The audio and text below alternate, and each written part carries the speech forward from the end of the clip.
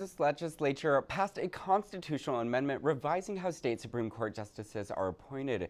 Instead of being chosen by the governor, judges will now run against each other in elections. The amendment is now set to go into the ballot box in August, where voters will decide the future of the highest court in the state. KUJH Donovan Bullens explains how this could affect everyday Kansans. Currently, justices are chosen from a list of approved judges given to the governor by a panel of attorneys. The governor can then appoint a new justice from this list. The amendment proposed would get rid of Kansas's current appointment process in place of popular elections, where judges will run against one another for a seat. Many representatives have stressed concerns about its potential impact. I think that making an election is just way more toxic. I mean, I think we know money is really damaging in politics. If they were to change it to where the governor appoints and the Senate confirms, that's one conversation. I'm more open to that, even though I do think like our current process, but just going straight to partisan elections would be just a ton of money. I mean, people already hate political ads, they already hate divisiveness, and to do this at the judicial level is just a really broadening of kind of our current political discourse. However, proponents of the amendment say the risk of corruption is no greater than our current process and will create more representation in the judicial system. This is really fundamentally about having a government that's more representative of its people, and to not carve the judiciary out as some sort of special case where the people all of a sudden have little to no say. While the amendment passed both the House and the Senate, it's not without its controversy, featuring several Republican dissenters. The adoption of the amendment will be decided in the August ballot. Reporting for KUJH, I'm Donovan Bullens. Donovan, thank you. If you would like to register to vote for the election in August, you can visit vote.gov. Looking outside here, the sky seems to be getting a little dark. Sam, how's it looking out there?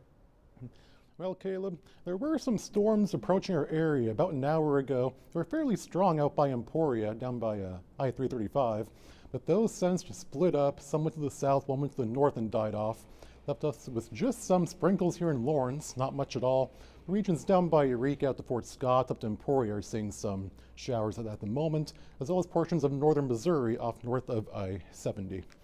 Now, taking a look outside right now here on campus, the sun has come back out, and this will really ramp up temperatures as we go into the afternoon. I expect to see highs in the low 80s, maybe around 83 this afternoon, which will probably be the warmest of the year, and is likely to set a new record for this day here in Lawrence. Coming up in a few minutes, I'll talk about maybe a second round of storms this afternoon, more rain chances for this weekend, and I'll give you the breakdown on the Royals and other KU sports forecasts. Take a look at our almanac. We'll be right back.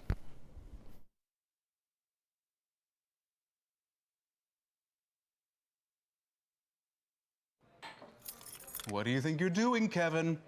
Was just gonna drive home. There are several warning signs present that you shouldn't be driving. Like hearing voices? Like your text-to-emoji ratio? Oh man, the selfies. Selfie, nailed it. We all have warning signs that let us know that we're probably not okay to drive. Mine is pretending to be your subconscious. Craig, come on man, let's put a ride home.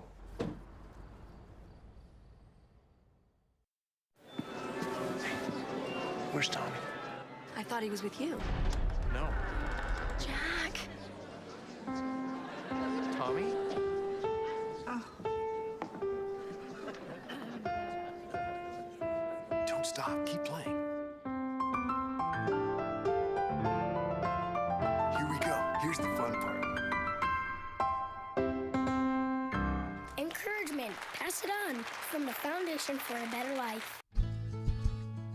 Okay, when asked about mental health in finals week, the first thing I think about was when I was told that your physical health and your mental health are just as important as one another. Some activities that I plan to partake in during finals week are things like exercising, sleeping extra, drinking lots of water, going to the park, just hanging out with my friends, and really making sure that I'm doing things that I enjoy.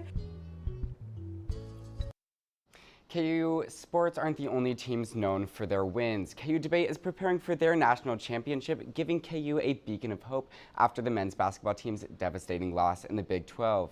KU Debate has qualified 3 teams for the national debate tournament in early April. KUJH's Taylor Doyle and Caleb Beasley spoke with the team to see how they're preparing for the biggest tournament of the debate season. The University of Kansas is known nationally for its debate program. KU Debate has qualified 57 out of 78 national debate tournaments. And for 6 of those years, KU won, just like its basketball team. With a short time until the NDT, practice is key.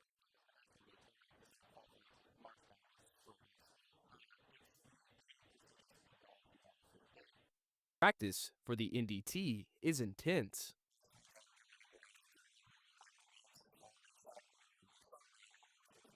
Manufacturing electrification drive.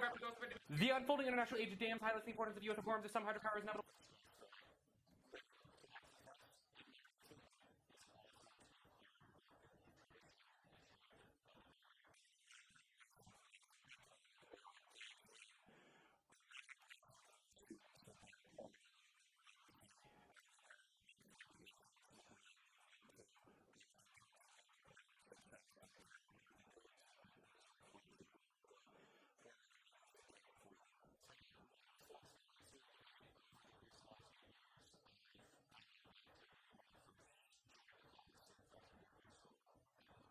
KU Debate will be competing in the national tournament in Washington State on April 4th. For KUJH News, we are Taylor Doyle and Caleb Beasley. Taylor and Caleb, thank you. And of course, we wish the best of luck to KU Debate as they compete in this national debate tournament. One thing I did not realize about pre-med is that getting into med school takes a lot more than good grades. It takes discipline and a whole lot of preparation.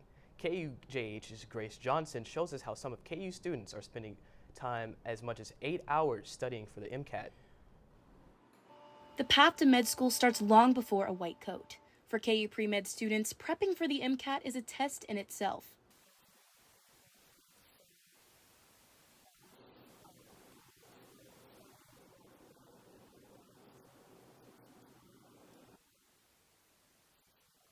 The exam lasts over 7 hours, a mental marathon that takes months to train for, and that prep happens on top of everything else.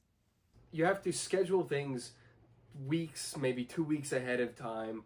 You have to look at your assignments and know what you have to get done. And generally, it's just knowing you have to be on top of things, on top of getting your studying done in an effective manner. Finding a balance between working and my academic life, as well as preparing for medical school applications, has been really, really challenging for me. Students also need to gain experience beyond the classroom. I worked with a plastic surgeon over in Liberal, Kansas, and I worked there with my dad as well. That was a great experience overall. I currently volunteer at the JDoc Free Clinic in northern Kansas City through KU Med. It's a completely free student volunteer-run clinic. Just getting more experience with face-to-face patient interaction, really getting my foot in the door in terms of, learning the ins and outs of healthcare. While experience builds confidence, studying for the exam requires time and often money.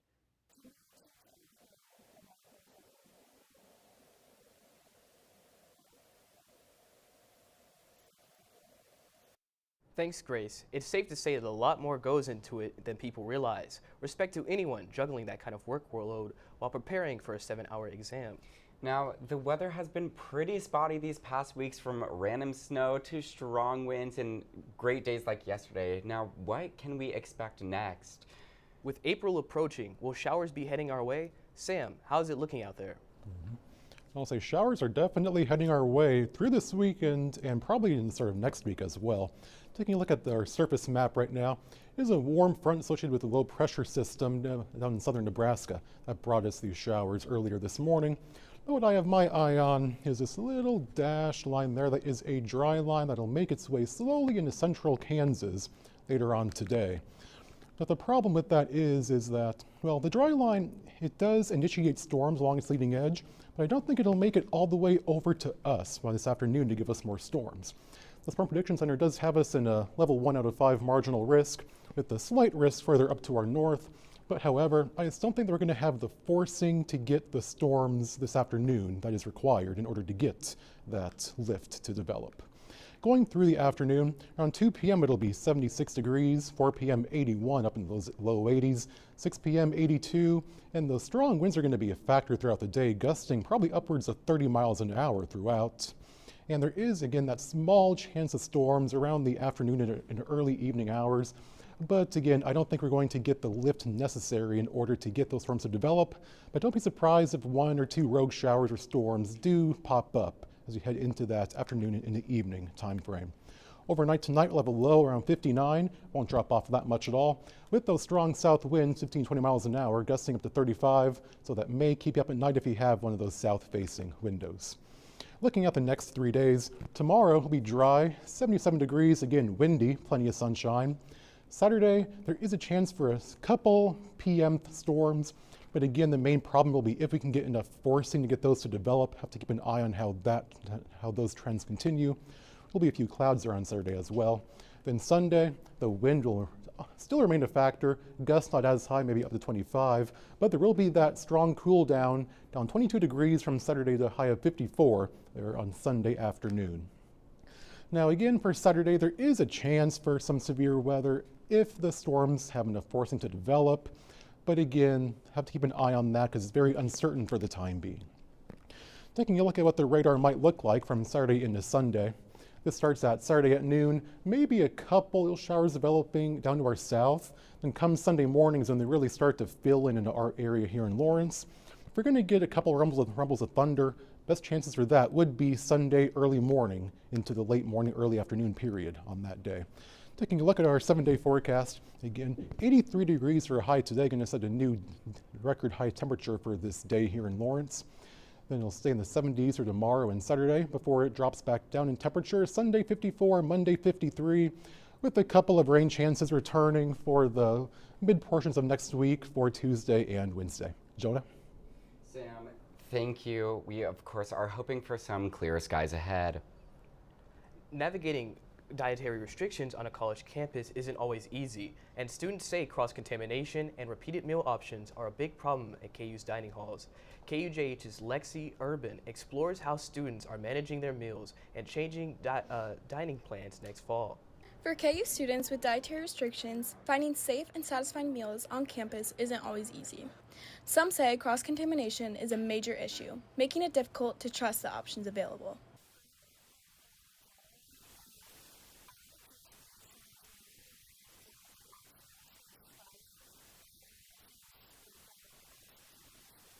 Even when safe options are available, students say variety is lacking. They don't switch up their meals at all, and they just rotate the same foods throughout the week. So especially with someone like me who is gluten-free, I hope they bring more menus that can be better fit for students like me, as well as people who may be vegetarian. With few reliable choices, many students turn to off-campus options, spending extra money on groceries to supplement their diets.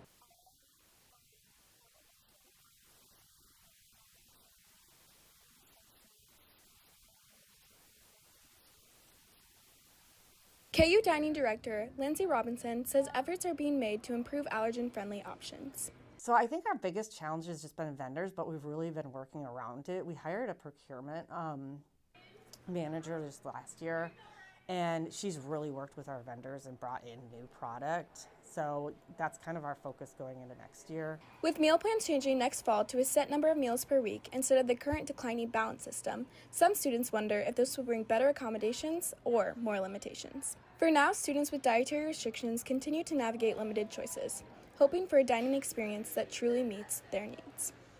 For KUJH News, I'm Lexi Urban. As KU Dining continues to make changes, students are watching closely to see if there are more food options that will soon be available. Stay tuned as updates for meal plans change for the fall. Coming up, opening day at Royals at Kauffman Stadium, a way to relieve some stress with some four-legged friends.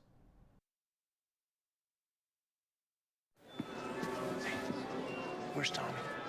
I thought he was with you. No. Jack. Tommy? Oh. Don't stop. Keep playing. Here we go. Here's the fun part. Encouragement. Pass it on from the Foundation for a Better Life.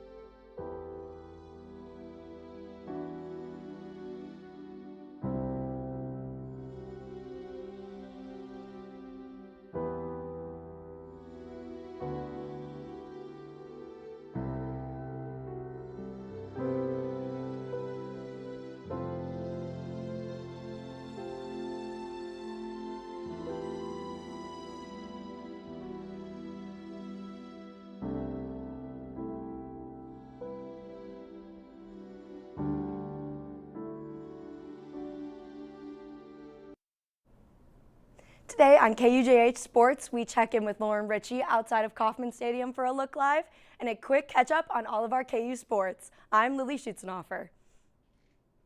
KUJH reporter Lauren Ritchie was at Kauffman Stadium this morning getting ready for the Kansas City Royals home opener. Let's head out there and see what's going on. The Kansas City Royals are set to open up their season right here at Kauffman Stadium against the Cleveland Guardians later today. The fans are cycling in and will continue to until first pitch at 3:10 p.m.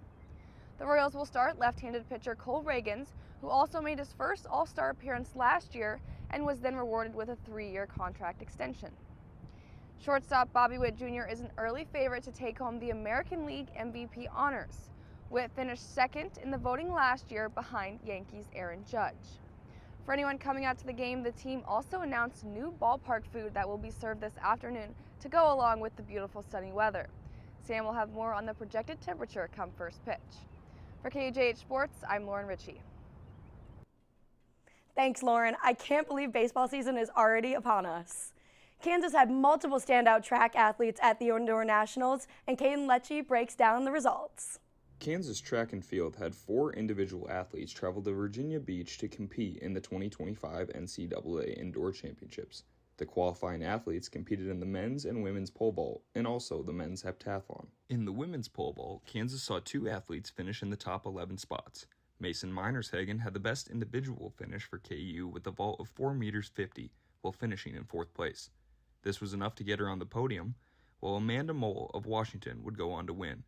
Erica Ellis finished tied for 11th for KU with her vault of 4 meters 25. On the men's side, Alexander Jung would go on to place 9th in the heptathlon with his total of 5,752 points. Out of the 7 events he competed in, he placed 3rd in shot put and the 1,000 meter, and even an 8th place finish in pole vault. 3 of the 4 KU athletes received All-American votes, with Minershagen on first team and Ellis and Jung on second team. KU's track and field athletes are on the road right now, with some at the ESU Relays, while others are at the Battle on the Bayou in Louisiana. Thanks, Caden. Kansas will spend the next couple of weeks on the road and return home on April 17th for the start of the Kansas Relays.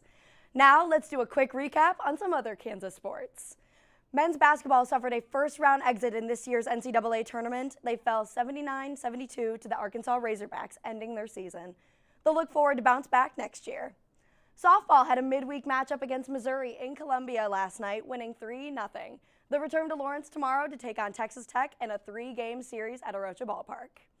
Baseball swept a midweek 2-game series against University of St. Thomas, winning 7-6 Tuesday and 16-5 yesterday. They'll face Oklahoma State in a 3-game series at Hoagland Ballpark for some Big 12 action starting tomorrow. Men's golf tied for 5th early last week at the Johnny O at the Sea Island Resort. They look ahead to the Cowboy Classic in Arizona next Monday and Tuesday. Women's golf will be at the ASU P&G Invitational tomorrow to Sunday in Phoenix, Arizona.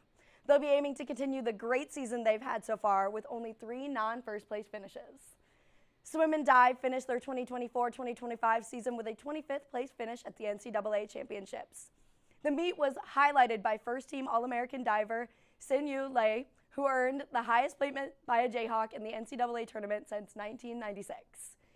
Tennis fell 2-4 against number 23 Baylor this weekend. They'll travel to Salt Lake City, Utah today to take on Utah. Stay tuned for all the results and more next week. The Kansas community is mourning the voice of a legendary voice.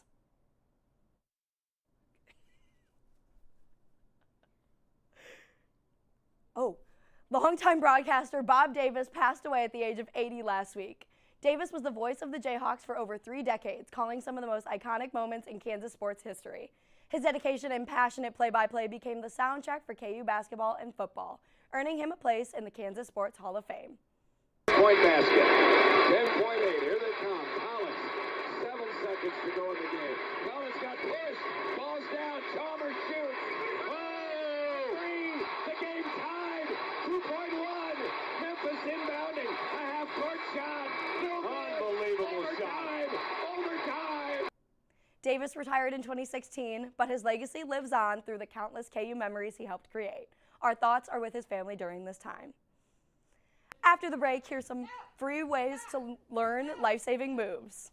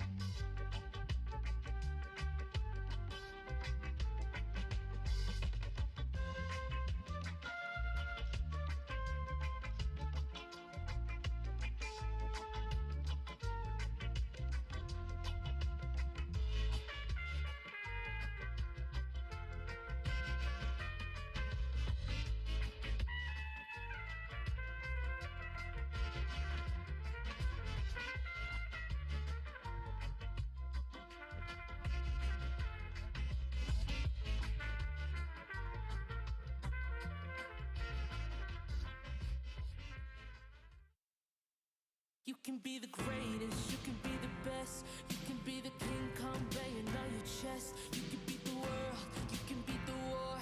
You could touch up that dog banging on his door. You can throw your hands up, you can beat the clock. You can move a mountain, you can break rocks. You can be a master, don't wait for luck. Dedicate yourself and you can find yourself. Stand in the Hall of Fame.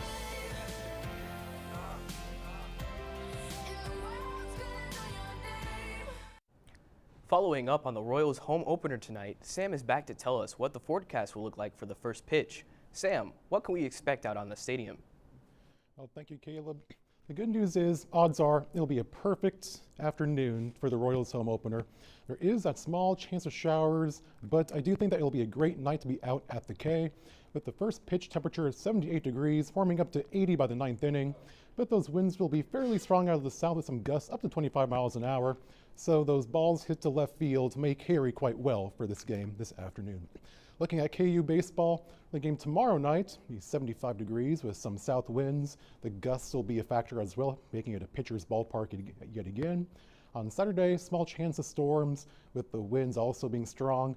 Sunday, really similar story, but the temperature will be down to around 51 degrees for first pitch for the third game of that series. Taking a look at some other KU sports forecasts, my only real concerns is for track and field Battle of the Bayou Friday and Saturday down in Baton Rouge. Looks to be rain and storms both days for that event, as well as women's tennis at BYU on Saturday. Looks to be chilly and wet for that event, but everything else on here looks quite good. Back to you. Thanks, Sam. Looking like it will be a perfect night for a good ball game. Knowing how to defend yourself can be a game changer, especially for women in college. That's why Lawrence Police Department is offering a free self-defense class. KUJH's Grace Johnson sat in on a session to see how helping women can build confidence in learning life-saving skills. In a room of strong stances and focused expressions, women are learning how to fight back. This is RAD, the Rape Aggression Defense Class, a free program taught by the Lawrence Police Department to help women learn practical self-defense skills. It's a class that we offer to women in our community to teach them, just options of how they can be safe in the event that an attack happens. People might not have the opportunity to do it if it wasn't a free class, and we want to reach as many women in the community as possible. The class, which is modeled for students of all skill levels, breaks down techniques step by step, helping participants build confidence through repetition in realistic scenarios. I'm very privileged in the sense that I haven't been in a situation where I needed self-defense so far, but it could always happen. I'm very aware that statistically very likely 4 out of 5 Native American women will experience violence at some point. Officer Salisbury says the goal isn't just to teach physical defense, it's about empowerment. I can't think of a single participant that we've had that has walked away stating that they didn't feel more confident. And that's just attesting to the great instructors that we work with and the success of the program in general. By the end of the course, participants say they're leaving with a new sense of control over their own safety. I do feel more confident to even just walk on my own, even if I'm not going to a party or a bar. Everyday life feels a lot more comfortable now. The class is open to women college age and older. For KUJH, I'm Grace Johnson. Grace, thank you. And of course, it's so good to see a resource like this offered in Lawrence. Now, if you're interested in signing up, you can scan the QR code on the screen now to sign up for the next class. Just like protecting your physical self, showing self-care is important for your mental health. And why not lift your spirits by petting a bunch of puppies? Yesterday, KUJH's Jenna Zaire went to Crawford Community Center, where students got to relax with some four-legged friends at KU's Paws for Pups. Sometimes life can get overwhelming, whether it's the stress of classes, mental health struggles, or even daily activities getting in the way. Sometimes the best remedy is to take a pause. Hosted by the University of Kansas Health Education Resource Office at Crawford Community Center, Pause for Pups is a program designed to help students manage their stress, anxiety, and feelings of being overwhelmed. The 4 therapy dogs, Maple, Gus, Libby, and Mabel, all come from the Loving Paws Animal Therapy Group. These 4 loving pups help give students a chance to take a break from classes, tests, studying, and more. And time to relax between classes, and it also, if they have pets at home, it kind of reminds them of that. But the impact of these therapy dogs goes beyond KU's campus. Organizations like Loving Paws Animal Therapy bring comfort and companionship to people of all ages, visiting hospitals, schools, and nursing homes. Whether it's helping young children with anxiety or bringing joy to adults in need, these dogs are making a difference in countless lives. Definitely can help, especially if they're experiencing a little homesickness, perhaps, for their own animals, or just need a distraction from that exam that's coming or that paper that's not going as smoothly as they would like. Paws for Pups is a great way to take a few minutes, breathe, and regroup, and leave feeling a little lighter. If you're looking for a quick study break that is stress-free, you can check out the next session at calendar.ku.edu. For KUJH, I'm Jenna Zare. Jenna, thank you. And of course, it's amazing to see the impact a little time with a four-legged friend can have. Yeah, Jonah. Such a simple act can ease homesickness, reduce anxiety, and simply just provoke a moment of joy for students. Well, that's all we have for you this morning. Check out KUJH on TikTok, Twitter, Instagram for exclusive content and to keep up to date on the latest stories at kujhnews.com. I'm Caleb Beasley. And I'm Jonah Kahn. KUJH News will be back next Thursday at 11:30 a.m. Have a good day.